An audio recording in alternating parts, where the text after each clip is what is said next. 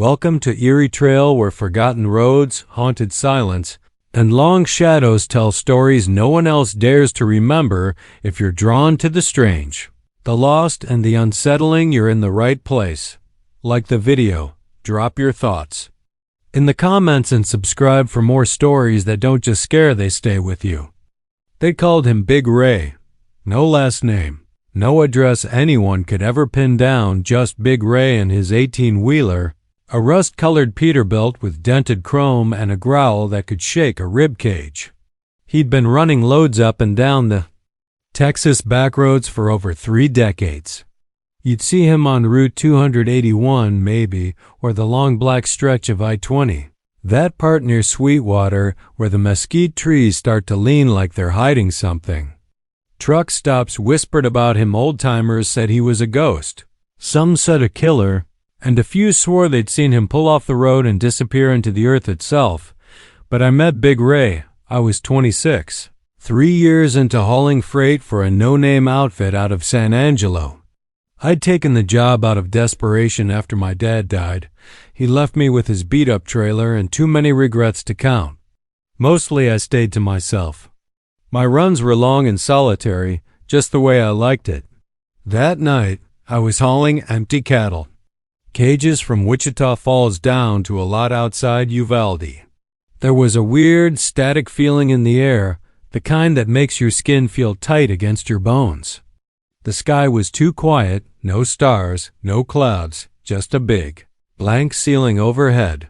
Around 11:30 p.m., I pulled into a dying little truck stop outside a place called Paint Rock. One of those single-pump, flickering light kind of places where the coffee tastes like rust and the guy behind the counter stares a second too long before talking. I was filling up when I saw the truck roll in behind me. No headlights, just that low growl and the shudder of gravel giving way under the weight of something that shouldn't be able to move so quiet. It was him. The truck looked ancient, older than mine. Maybe a 79, but held together like some Frankenstein machine. The sides were splattered with dried mud and what looked like rust, but had a reddish-black tint too dark for iron. The trailer he was pulling was sealed up tight with chains and heavy iron latches, like it was made to hold something that didn't want to stay put. He didn't say a word at first, just stepped out and looked at me, big as a damn silo, long greasy hair, a weathered face that looked cut from bark, and eyes that didn't quite match. One was cloudy and gray, the other a sharp, glistening green that seemed to pulse like a cat's. "You heading south?" he asked, voice deep and cracked, like it hadn't been used in years. I nodded. Uvalde. He took a drag from a hand-rolled cigarette and let the smoke sit in the air between us. "Storm's coming. Might be safer if we roll together." I should have said no. Every part of my body told me to get in my rig and take off, leave him and his demon truck in the dust. But I nodded like I didn't have a choice. Something about his tone felt like a command dressed up as a suggestion. We pulled out of the lot with him in front. The highway was empty, our rig's the only sound for miles. After about an hour, I noticed things weren't right. The sky behind us looked wrong. Not just dark, but boiling, like the night itself was folding in. My headlights started to dim without warning, then would brighten again. My radio flickered on and off, whispering static that sometimes sounded like words, quick, breathy phrases like "help" and "he sees." Big Ray's truck didn't falter. It moved like a shadow with weight, gliding over every bump like the road was bending to make room.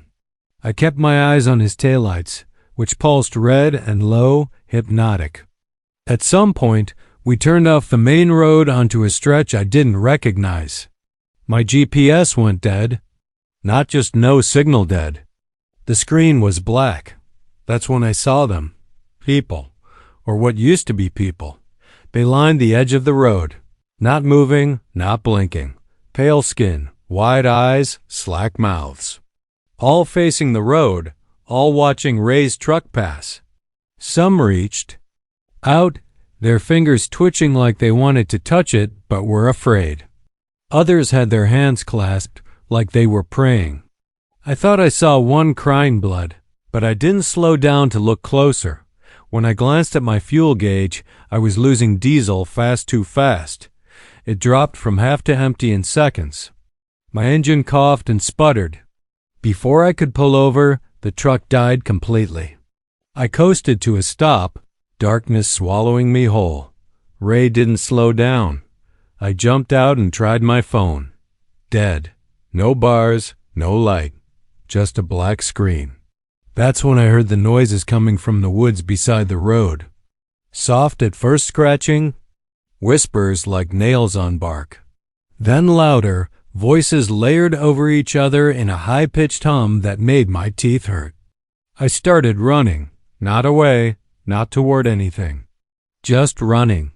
I thought I saw lights ahead, maybe a farmhouse, maybe Ray's truck stopped, but when I reached it, there was nothing but a clearing and a stench that hit like rot and burned rubber. The air was thick with flies, buzzing loud and angry. Something was in the center of the clearing. A shape. I couldn't see it clearly, but it looked like a mound covered in canvas and chains. It pulsed, not shook. Not moved, pulsed, like it was breathing. And then Ray was there. He stepped out. Of the shadows like they were water, cigarette in hand, that one green eye gleaming. "You shouldn't have stopped," he said. "They smell it on you now." "Who?" I managed to whisper. He didn't answer. Just turned to the mound, which was now making a wet, wheezing sound.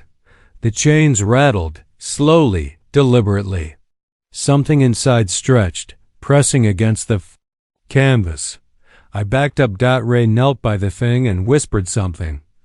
The buzzing stopped, all at once.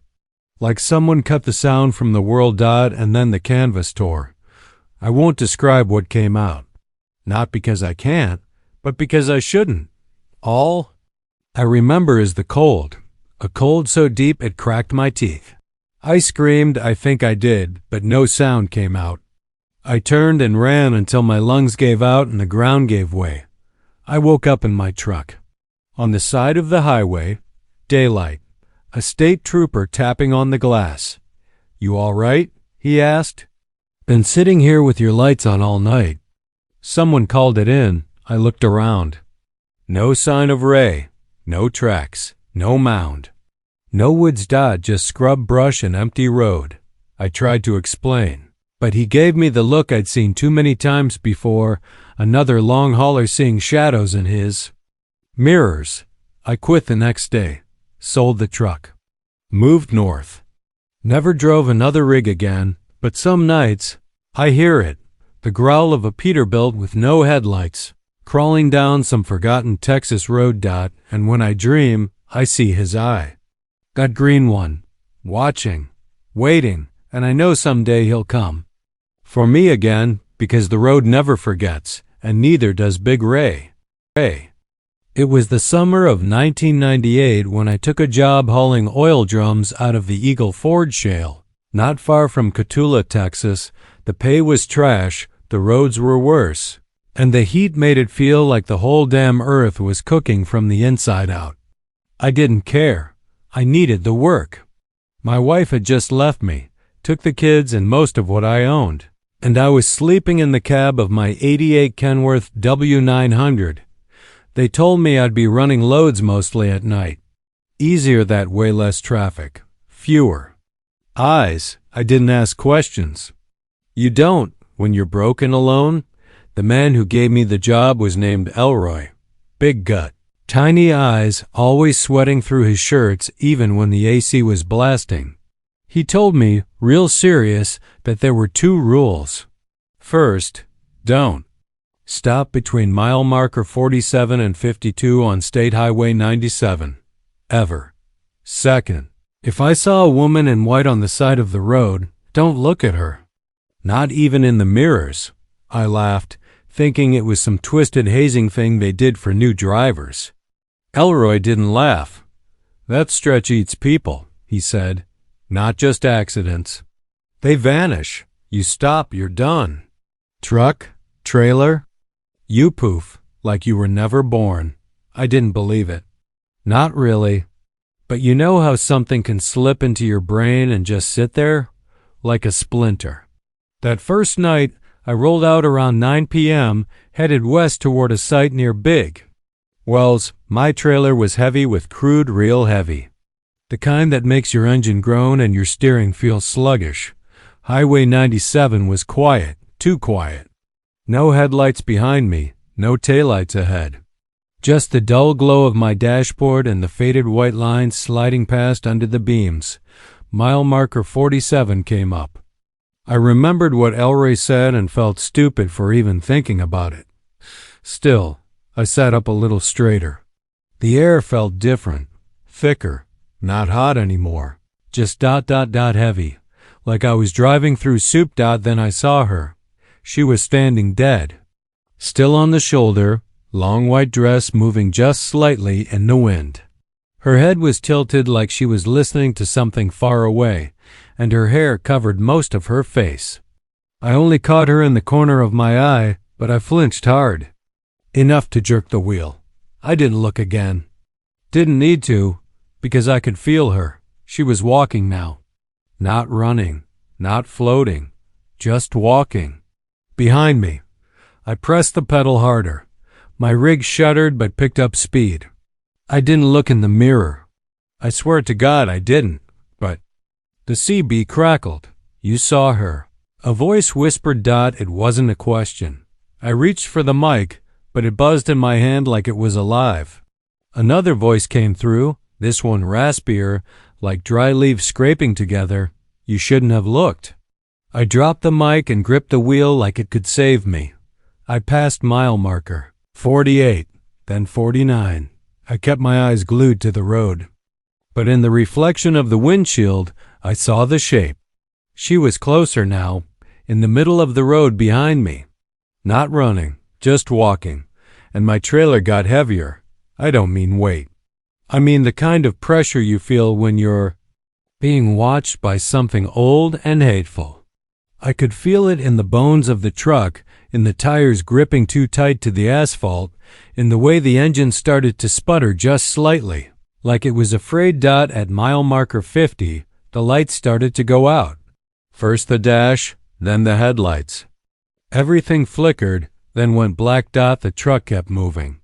I don't know how. I couldn't see anything.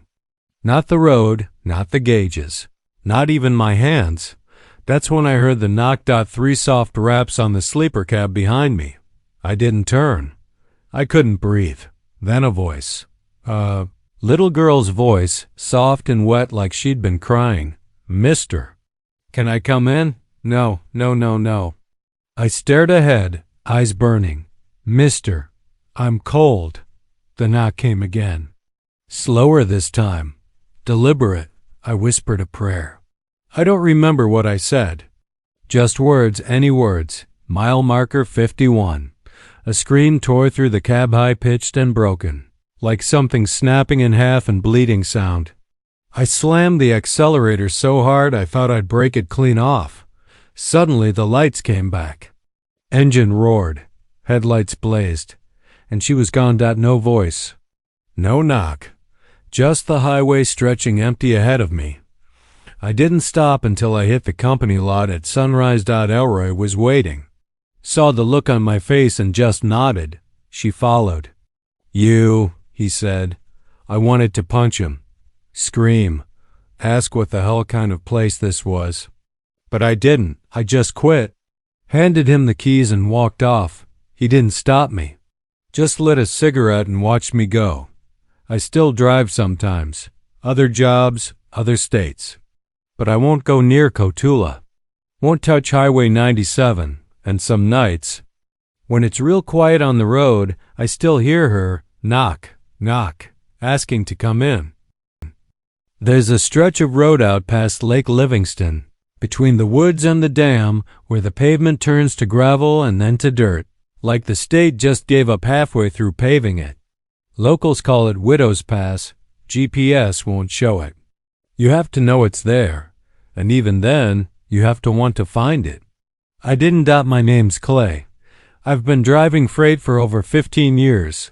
Mostly oil equipment, sometimes livestock, and every now and then, things I don't ask about. That's the job. You take what pays.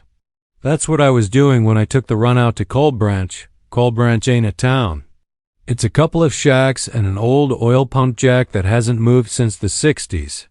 The company that sent me there didn't give me a full address. Just follow FM 1988 south. Take the right fork past the logging trail. Keep driving till you hit the pass. Your gal'll meet you there. The load was sealed metal crate, size of a horse trailer, bolted down and wrapped in chains. It came with its own invoice and a warning sticker in Spanish I couldn't read. The guy who signed it over to me wouldn't look me in the eyes. Just handed me the clipboard and said, "Don't stop. Don't open it. Don't talk to it. Talk to it." That sat with me the whole way. The sun went down faster than it should have. One moment it was glowing orange behind the trees. The next it was pitch black. No stars, no moon. Just the hum of my diesel engine and the distant rustle of pine boughs. I found the fork where the road split. No signs, just the two dirt paths. Like something out of a fairy tale, but the kind where kids go missing and never come back. I took the right path like I was told. The road narrowed until tree limbs scraped against the sides of the trailer. Thick fog rolled in, thicker than I've ever seen, turning the beams of my headlights into two useless pillars of milk dot. Then the banging started, from inside the crate, soft at first 3 knocks. Then louder, harder, like fists. I turned the Terza radio up, hoping to drown it out, but the only station I could catch was some old gospel song playing half speed and off key. I turned it off and kept driving. 10 minutes later, it started again. But this time, the knocks weren't from inside the crate. They were from under the truck. The entire trailer shook. I felt it in the seat, like something was crawling across the frame, slapping the undercarriage as it went. I pulled the rig over. Couldn't help it. Instinct. As soon as I did, the lights flickered. The engine sputtered, then died. Silence. Not the kind of silence you get in the middle of nowhere. This was hollow, dead. Even the crickets had stopped. Then came the voice. "Driver," it said. Soft, polite, southern, female. "Driver, I'm hurt." It came from behind the cab. I didn't move. Didn't speak. "Driver, please, it burns." I reached into the glove box and grabbed the revolver I kept stashed there. 6 rounds. Never fired it before. My hand was shaking too much to check. If the safety was off, something thumped onto the step outside my door. Metal groaned. The door handle began to turn. That's when I saw the rearview mirror told someone was climbing up the side. Her face was pale, nearly gray, eyes wide like they'd been forced open. Her lips were bloody, but not like she'd been hurt, more like she'd been chewing them off. "Don't leave me here," she said. Her voice was inside the cab now. I fired once point blank through the glass. The mirror shattered. The sound was deafening, but she didn't flinch. Just stared at me, one hand on the window, the other bent at an angle that wasn't possible. And then she smiled. The lights came back on. The engine roared to life. I floored it. Didn't care if the crate came loose. Didn't care if the tires blew. I needed to get out. I didn't look back. I reached Cold Branch just before dawn.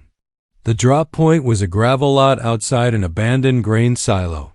A man in a black duster stepped out from a truck that looked government-issued but had no plates. "You got it?" he asked. I nodded, barely able to speak. He walked to the back, tapped the crate twice, then turned to me. "You opened it?" "No." "You talked to it?" I hesitated. "No," I said. He stared for a second too long, then handed me a white envelope. Cash. All hundreds.